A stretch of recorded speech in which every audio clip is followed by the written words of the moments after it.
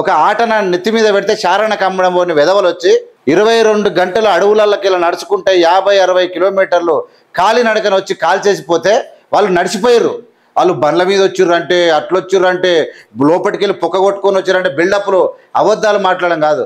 వాళ్ళు వచ్చినప్పుడు చూసిన వాళ్ళు లేడు, నా చంపినప్పుడు పోయినప్పుడు చూస్తున్నాడు.